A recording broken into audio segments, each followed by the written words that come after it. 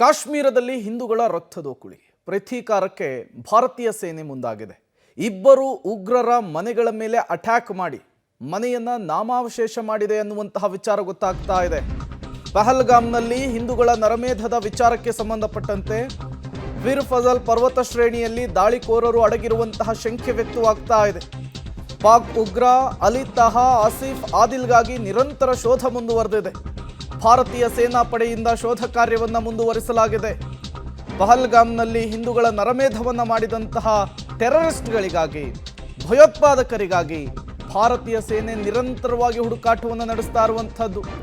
ಉಗ್ರ ಅಲಿ ತಹಾ ಆಸಿಫ್ ಆದಿಲ್ಗಾಗಿ ನಿರಂತರವಾಗಿ ಈಗ ಭಾರತೀಯ ಸೇನಾ ಪಡೆ ಶೋಧವನ್ನು ನಡೆಸ್ತಾ ಇದೆ ಅನ್ನೋದು ಗೊತ್ತಾಗ್ತಾ ಇದೆ.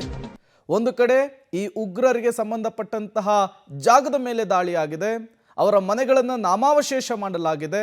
ಮತ್ತೊಂದು ಕಡೆ ಅವರನ್ನು ಬಲಿ ಹಾಕಬೇಕು ಅನ್ನುವಂತಹ ನಿಟ್ಟಿನಲ್ಲಿ ನಿರಂತರವಾಗಿ ಭಾರತೀಯ ಸೇನೆ ಶೋಧ ಕಾರ್ಯಾಚರಣೆಯನ್ನು ಮಾಡ್ತಾ ಇದೆ, ತಲಾಶ್ ಮಾಡ್ತಾ ಇದೆ, ಮೂಲೆ ಮೂಲೆಯನ್ನು ಕೂಡ ಹುಡುಕುವಂತಹ ಕೆಲಸವನ್ನು ಮಾಡ್ತಾ ಇದೆ. ವೀರ್ ಫಜಲ್ ಶ್ರೇಣಿಯಲ್ಲಿ ಉಗ್ರರು ಅಡಗಿರುವಂತಹ ಶಂಕೆ ಈಗ ಭಾರತೀಯ ಸೇನೆಗೆ ಸಿಕ್ಕಿರುವಂತಹದ್ದು.